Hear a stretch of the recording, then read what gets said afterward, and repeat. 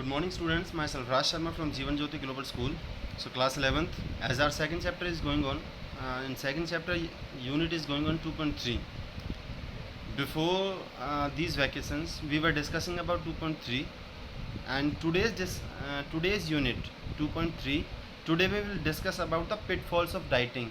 क्या आखिर डाइटिंग के जो खाने से परहेज़ करते हैं उसमें जो कठिनाइयाँ आती हैं, जो मुसीबतें आती हैं वो क्या हैं. So please. So dear students, as you can see, nowadays everyone wants to remain slim and trim.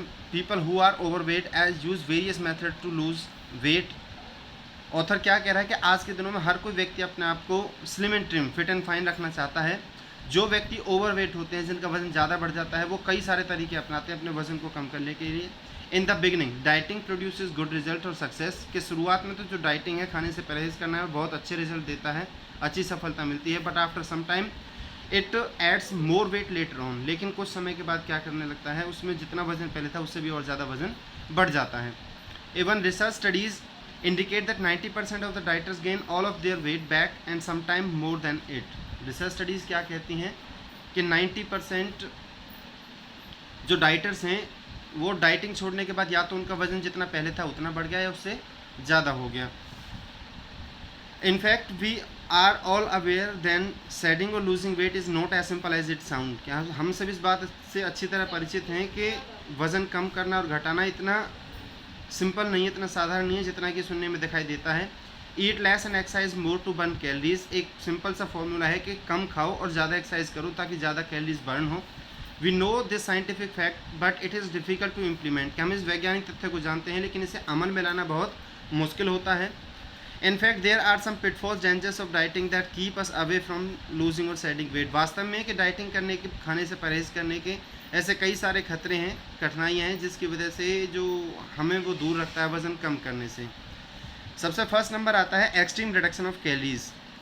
Calories की बहुत ज़्यादा कमी होना. Research studies indicate that 1800 calories a day can not meet all the nutritional requirement of an individual. कि research studies क्या बताती हैं कि 1800 कैलोरीज भी एक दिन में किसी व्यक्ति की पूरी जो रिक्वायरमेंट होती है उसे पूरा नहीं कर पाती. If you reduce intake of calories it will result in a huge loss of weight. कि अगर आप कैलोरीज लेना कम कर देंगे डाइटिंग की वजह से तो उसका रिजल्ट क्या होगा कि आपका जो वजन है वो बहुत तेज़ी के साथ कम होगा. It can be dangerous for you. आपके लिए बहुत खतरनाक हो सकता है. It will definitely lower your metabolism and as a result of this your body weight will not be reduce in a healthy manner. आपके मेटाबॉलिज्म को कम कर देगा जिसका परिणाम क्या निकलेगा कि आपका जो वज़न कम होगा वो एक हेल्दी तरीके से नहीं होगा. नंबर सेकंड पे बात कर लेते हैं रेस्ट्रिक्शन ऑन सम न्यूट्रिएंट्स. के कुछ ज़रूरी पोषक तत्वों पर पाबंदी लगाना. जनरली आमतौर पर your body needs all types of nutrients. If you don't take all the nutrients in required amount the proper functioning of the body will be impaired. अगर आप उचित मात्रा में सभी पोषक तत्वों को नहीं लेंगे तो आपकी बॉडी क्या है, इम्पेयर्ड, बाधित हो सकती है. स्किपिंग मील्स, लगातार खाने को छोड़ना.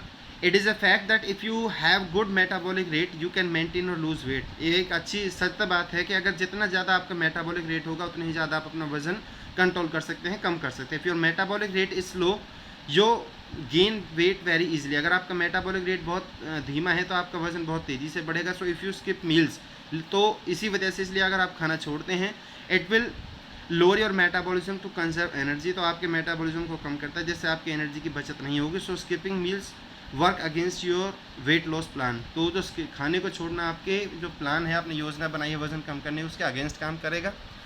नंबर 4 पे हम बात कर लेते हैं intake of calories through beverage. खाने के बजाय पेय पदार्थों से कैलोरीज का सेवन करना. If you want to lose और your weight most probably you lay stress on not to eat more and not on what you drink. तो अगर आप अपना वजन कम करना चाहते हैं तो आप ज़्यादा ध्यान इस बात पर देंगे कि किस खाने को ना खाया जाए, बशर्ते इसके कि क्या आप पी रहे हों. In fact, beverage, coffee with cream and sugar sweetened juices and sodas really contribute to weight gain. ऐसे कई सारे पेय पदार्थ हैं जो आपके वज़न को बढ़ाने में आपकी सहायता करते हैं, हेल्पफुल होते हैं. Under estimate the calories. Calories को हल्के में लेना, कम आंकना. It is the fact that most of the person who gone dieting usually under estimate the number of calories they consume. तो उन कैलोरीज के जो वो कंज्यूम करते हैं उन्हें कम आंकते हैं, हल्के में लेते हैं.